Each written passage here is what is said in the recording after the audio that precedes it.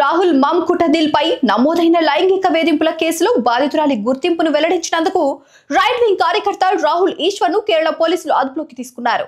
Social మీడియాలోనూ వివిధ news channels లో తన వ్యక్తిగత వివరాలను బహిర్గతం చేస్తూ ప్రకటనలు చేశారనే ఆరోపణలపై తిరువనంతపురం సైబర్ క్రైమ్ పోలీసులకు బాధితురాలు ఈశ్వర్ పై ఫిర్యాదు చేశారు. లైంగిక వేధింపుల విషయంలో బాధితురాలి పేరు తదితర వివరాలను గోప్యంగా ఉంచాలని చట్టం చెబుతోంది. కానీ ఈమె విషయంలో అది జరగలేదు. అంతేకాదు ఆమెకు వివాహం జరిగినప్పటికీ వేరే వాళ్లతో వివాహేతర సంబంధాన్ని కొనసాగిస్తున్నారంటూ బాధితురాలిని రాహుల్ ఈశ్వర్ వ్యక్తిగతంగా దూషించడం వివాదాస్పదంగా మారింది. అదే విషయాన్ని బాధితురాలు పోలీసులకు ఫిర్యాదు చేయడంతో రాహుల్ ఈశ్వర్ ను పోలీసులు అరెస్ట్ చేశారు. పాలక్కాడ్ కాంగ్రెస్ శాసనసభ్యుడు మమ్కుటదిల్ తనపై లైంగిక వేధింపులకి పాల్పడ్డారంటూ అతడిపై కేసు నమోదు చేసింది బాధిత యువత. తనపై అత్యాచారానికి పాల్పడమే కాక తనను గర్భస్రావం చేయించుకోవాల్సిందిగా బలవంతం చేశాడంటూ యువతి ఆరోపించారు.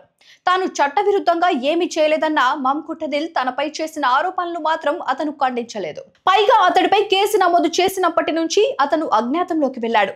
తాజాగా కాంగ్రెస్ ఎమ్మెల్యేని సమర్థిస్తూ మాట్లాడిన రాహుల్ ఈశ్వర్ ని పోలీసులు అరెస్ట్ చేశారు.